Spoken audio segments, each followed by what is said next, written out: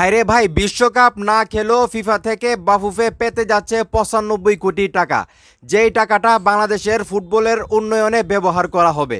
আমি শুধু একটা জিনিস চিন্তা করতেছি যে ফুটবল বিশ্বকাপে বাংলাদেশ না খেলেই 95 কোটি টাকা পাইতেছে, আর কোনোদিন যদি বাংলাদেশ বিশ্বকাপে কোয়ালিফাই করে বা বিশ্বকাপ খেলতে যায় তখন বাংলাদেশ কত কোটি টাকা পাবে।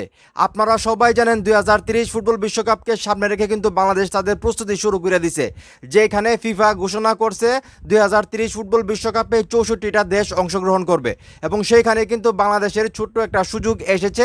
সেই সুযোগটা যদি বাংলাদেশ কাজে লাগাইতে পারে তাহলে কিন্তু 2030 ফুটবল বিশ্বকাপে বাংলাদেশ অংশগ্রহণ করলেও করতে পারে। বাংলাদেশের হামজা চৌধুরী থেকে শুরু করে প্রত্যেকের কিন্তু এখন একটাই স্বপ্ন, যেই কোনোভাবে যেই কোনো উপায়ে 2030 ফুটবল বিশ্বকাপে আসলে কোয়ালিফাই করা। তো সত্যি সত্যি যদি বাংলাদেশ 2030 ফুটবল বিশ্বকাপে কোয়ালিফাই করে এবং খারাপ খেললেও কিন্তু গ্রুপ পর্বের যে 3টা ম্যাচ আছে সেই ম্যাচগুলো তো খেলবে, তখন বাংলাদেশ কত কোটি টাকা পাবে আমি সেটা নিয়ে চিন্তা করতেছি। তো মূল বিষয়টা আমি আপনাদের সামনে একটু তুলে ধরতেছি, কিসের কারণে এই 95 কোটি টাকা বাংলাদেশকে দেওয়া হবে এবং কেন দেওয়া হবে সবগুলো বিষয় এই ভিডিওতে এখনই আলোচনা করব।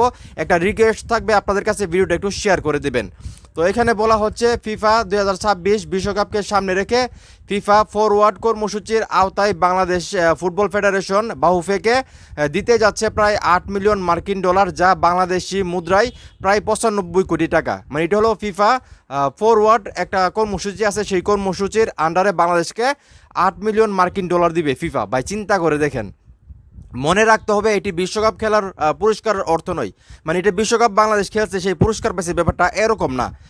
এই অর্থ দেওয়া হচ্ছে বাংলাদেশের ফুটবলের দীর্ঘমেয়াদী উন্নয়ন ও অবকাঠামো গড়ে তোলার জন্য। মানে বাংলাদেশের ফুটবলটা যাতে আরও উন্নতি করে এবং অবকাঠামোগত দিক দিয়ে যাতে আরও ভালো করতে পারে, সেই জন্য আসলে এই টাকাটা দেওয়া হচ্ছে।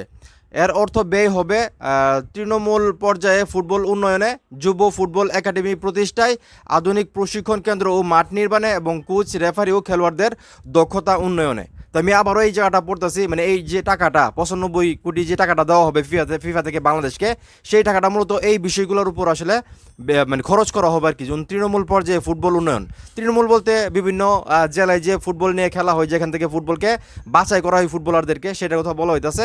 এবং যুব ফুটবল একাডেমি প্রতিষ্ঠা এবং আধুনিক প্রশিক্ষণ কেন্দ্র ও মাঠ নির্মাণ, কোচ, রেফারি ও খেলোয়াড়দের দক্ষতা উন্নয়নের জন্য এই 95 কোটি টাকা ব্যয় করা হবে। বাংলাদেশের ফুটবলের ভবিষ্যৎ অনেকটাই নির্ভর করছে এই অর্থের সঠিক ব্যবহারের উপর। পরিকল্পিত ও স্বচ্ছভাবে এই প্রকল্প বাস্তবায়ন হয়ে গেলে বাংলাদেশের ফুটবলের জন্য আরও ভালো হবে, বাংলাদেশের ফুটবলটা আরও শক্তিশালী হবে। তো যেটা বলা হচ্ছে এই যে 95 কোটি টাকা বাহুফেকে দেওয়া হবে, সেটা যদি সঠিকভাবে আসলে বন্টন করা হয়, যেই কাজের জন্য টাকাটা দেওয়া হইতেছে সেই কাজের তলে যদি ব্যয় করা হয় তাহলে কিন্তু বাংলাদেশের ফুটবলটা আরও উন্নতি করবে, এমনটাই কিন্তু বলা হচ্ছে। তো সেখান থেকে আপনারা সবাই জানেন যে আসলে 95 কোটি টাকা বিশাল একটা অ্যামাউন্ট এবং সেটা কিন্তু ফিফা বাংলাদেশকে দিতেছে বাংলাদেশের ফুটবলের উন্নয়নের জন্য।